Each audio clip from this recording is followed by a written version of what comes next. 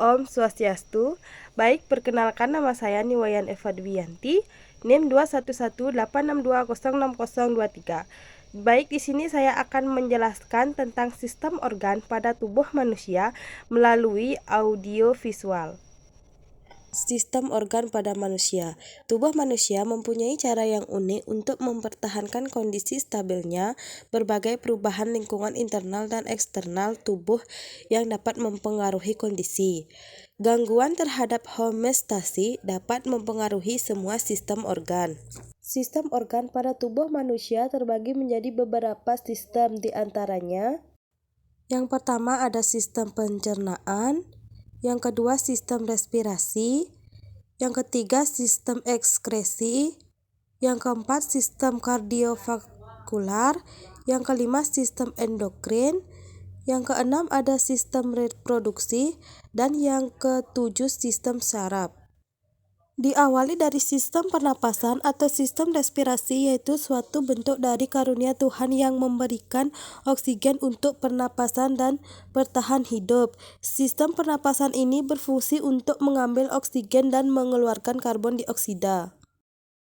Yang pertama yaitu ada hidung yang berfungsi memfiltrasi yang masuk pada rongga hidung dan menghangatkan dan melembabkan udara yang masuk. Selanjutnya yaitu ada faring sebagai penghubung udara yang masuk menuju trakea.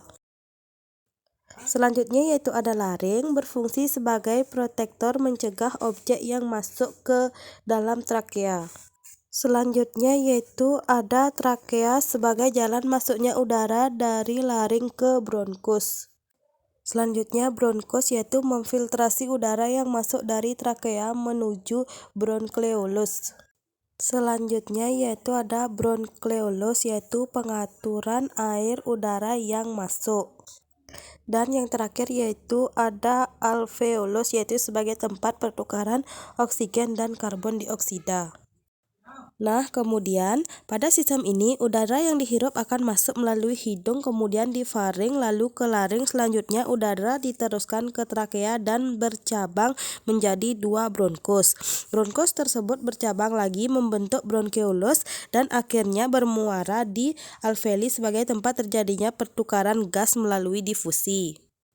Selanjutnya yaitu ada sistem pencernaan, di mana tubuh tidak lepas dari makanan untuk dicerna. Setiap sel dalam tubuh kita membutuhkan makanan, namun sel tidak dapat meninggalkan tempat mereka dalam tubuh dan berjalan ke sumber makanan. Oleh karena itu, makanan harus diubah menjadi bentuk yang digunakan dan didistribusikan dalam tubuh dengan bantuan sistem pencernaan. Sistem pencernaan membentang dari mulut ke anus.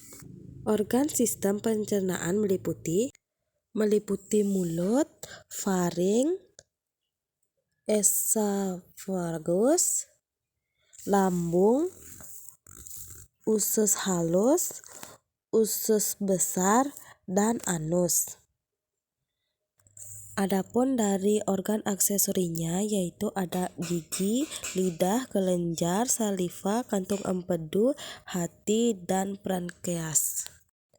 Proses pada sistem pencernaan diawali dengan masuknya makanan ke dalam mulut dan menjadi proses pemotongan secara mekanik oleh gigi dan bercampur dengan saliva dan mengandung enzim amilase, amilium ke maltosa. Kemudian makanan tertelan melewati faring yang dilanjutkan ke esofagus dengan gerakan peristaltis. Setelah itu, makanan sampai ke lambung untuk disimpan dan dicerna atau disebut proses digesti. Di dalam lambung terdapat HCl yang berguna untuk membunuh mikroorganisme. Selain itu, terdapat pula enzim pepsin yang mengubah ke protein, lalu ke pepton, ke renih, ke cyanogen, dan ke lipase, lemak ke asam lemak. Lalu ada usus halus terdiri dari duodenium, jejunium, ilenium.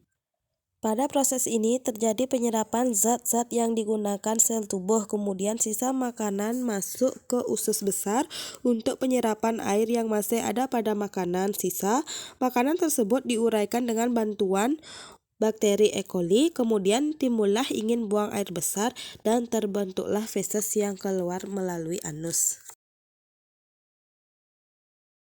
Baik, sekian pemaparan penjelasan dari saya. Saya tutup dengan Paramesanti. Om Santi Santi Santi Om.